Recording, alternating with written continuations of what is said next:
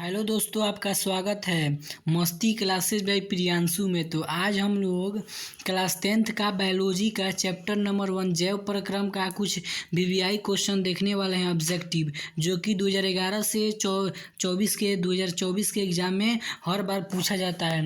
तो सबसे पहले का प्रश्न है कि प्रकाश संश्लेषण की क्रिया में ऑक्सीजन बाहर निकलता है, तो ऑप्शन नंबर ए हो जाएगा जल से। ठीक है। दूसरा प्रश्न है ग्वाइटर अथवा घेंगा पनपता है, तो आयोडीन की कमी से बी नंबर ऑप्शन हो जाएगा। ठीक है। तीसरा नंबर सवाल है कि कुटपाद किस में पाया जाता है, तो जो कुटपाद होता है वह अमीबा में पाया जाता है, ऑप्शन नंबर सी हो जाएगा। ठीक है। चौथा नंबर सवाल है कि मंड परिश्रम के लिए हरे पत्तियों पर आयोडीन डालने से पहले पत्ती अल्कोहल में उबाला जाता है, तो ऑप्शन नंबर डी हो जाएगा सभी के लिए। ठीक है। अब देखिए पांचवा नंबर प्रश्न है कि स्लाइड को सर्वप्रथम कंपाउंड माइक्रोस्कोप से देखा जाता है, तो 10x पर। ठीक है। ऑप्शन नंबर बी हो जाएगा। 6 नंबर प्रश्न है कि ग्लूकोज के एक अणु में ऑक्सीजन के कितने परमाणु होते हैं, तो 6 गो, बी नंबर ऑप्शन हो जाएगा।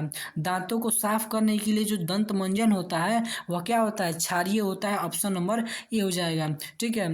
8वां नंबर प्रश्न है कि सभी हरे पौधे होते हैं, तो जो सभी हरे पौधे होते हैं वह क्या होते हैं, स्वपोषी, ऑप्शन नंबर ए हो जाएगा।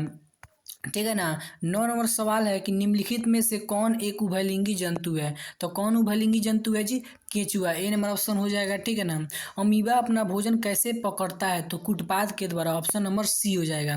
आयोडीन की कमी से कौन सा रोग होता है, तो आयोडीन की कमी से होता है घेंगा रोग, ऑप्शन नंबर ए हो जाएगा। किसकी उपस्थिति के कारण पौधों का रंग हरा होता है, तो क्लोरोफिल के कारण, ऑप्शन नंबर ए हो जाएगा। हाइड्रा में क्या पाया जाता है, तो हाइड्रा में पाया जाता है स्पर्शक, ऑप्शन नंबर डी हो जाएगा। 14वां नंबर सवाल है कि ग्लूकोज का रासायनिक सूत्र निम्नलिखित में से कौन सा है, तो ग्लूकोज का रासायनिक सूत्र कौन सा है, तो C6H12O6, ऑप्शन नंबर सी हो जाएगा।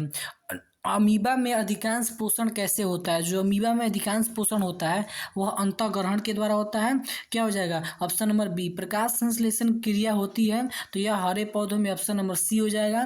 दांतों का सबसे ऊपरी परत क्या कहलाता है, तो दांतों का सबसे ऊपरी परत इनामेल, ऑप्शन नंबर बी हो जाएगा।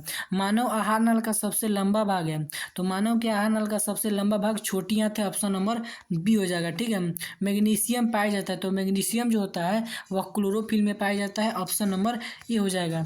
20वां नंबर सवाल है कि स्वपोषी पोषण के लिए आवश्यक है, स्वपोषी पोषण के लिए क्या आवश्यक है जी, तो पर्णहरित भी है, सूर्य का प्रकाश भी है, कार्बन डाइऑक्साइड भी है, ऑप्शन नंबर डी हो जाएगा। क्या हो जाएगा जी, ऑप्शन नंबर डी हो जाएगा, इनमें से सभी। न्यूक्लियस शब्द किनके द्वारा दी गई है, तो यह रॉबर्ट ब्राउन के द्वारा, ऑप्शन नंबर ए हो जाएगा। ठीक है।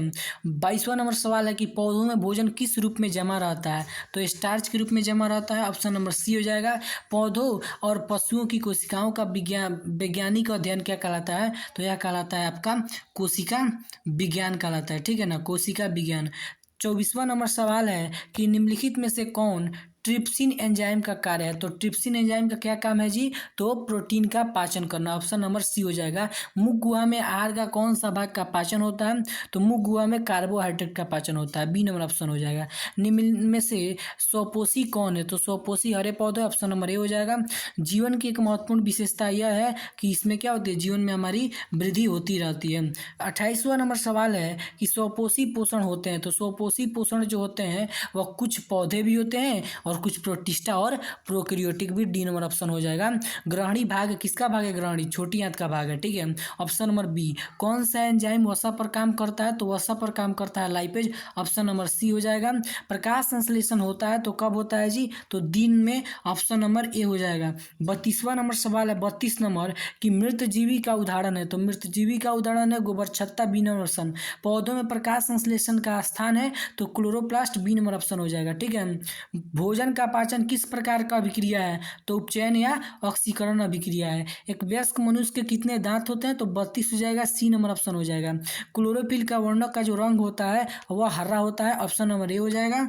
और 37वां नंबर सवाल है। 37वां नंबर की कवक में पोषण की कौन सी विधि अपनाई जाती है? तो कवक में अपनाई जाती है कौन सी विधि जी? तो कवक में आपका मृतजीवी पोषण, ठीक है। और पीत रस कहाँ से स्रावित होता है? तो यकृत से होता है। और गोबर छत्ता है, तो जो गोबर छत्ता होता है यह एक मृतजीवी है, ठीक है। ऑप्शन नंबर ए हो जाएगा।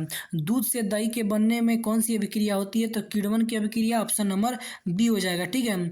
41वां नंबर सवाल है कि दांत का कठोरतम भाग है। तो दांत का जो कठोरतम भाग है वह कौन है? इनामेल है।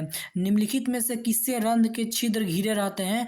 तो किसके द्वारा? गार्ड कोशिका के द्वारा। निम्न में से किस रंग की प्रकाश किरण प्रकाश संश्लेषण के लिए सबसे ज्यादा प्रभावी होता है?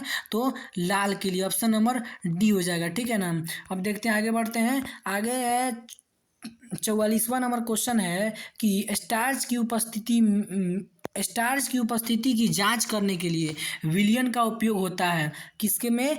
Option number A iodine. प्रकाश संश्लेषण की दर निम्न में से किस कारकों पर निर्भर करता है? तो ऑप्शन नंबर सी हो जाएगा, प्रकाश के गुण पर भी और प्रकाश की मात्रा पर भी। परिशेषिका हिस्सा है, परिशेषिका जो है वह आहार नल का एक हिस्सा है, ठीक है। 46वां नंबर क्वेश्चन है, इसका ऑप्शन हो जाएगा ए नंबर ऑप्शन, ठीक है। 47वां क्वेश्चन है कि रंध्र मुख्यतः पाए जाते हैं, रंध्र जो होते हैं वो कहाँ पे पाए जाते हैं? तो पत्तियों पर पाए जाते हैं, ठीक है। पत्तियों पर हो जाएगा, ठीक है ना, पत्तियों पर, बी नंबर ऑप्शन। प्रकाश संश्लेषण की प्रकाशीय अभिक्रिया कहाँ होती है? तो यह होती है क्लोरोप्लास्ट के ग्रेना में, ऑप्शन नंबर बी हो जाएगा। परजीवी पौधा का एक उदाहरण है, तो यह परजीवी होता है अमरबेल, ठीक है।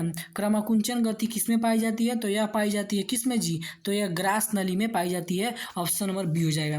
तो देखिए दोस्तों, आपका 50 को यह क्वेश्चन था, यह बायोलॉजी के चैप्टर नंबर 1 का VVI क्वेश्चन था। अगर आपको यह वीडियो अच्छा लगा हो तो आप लोग हमारे वीडियो को लाइक कीजिएगा एंड सब्सक्राइब कीजिएगा और हमारे चैनल को जरूर सब्सक्राइब कीजिएगा। Thank you.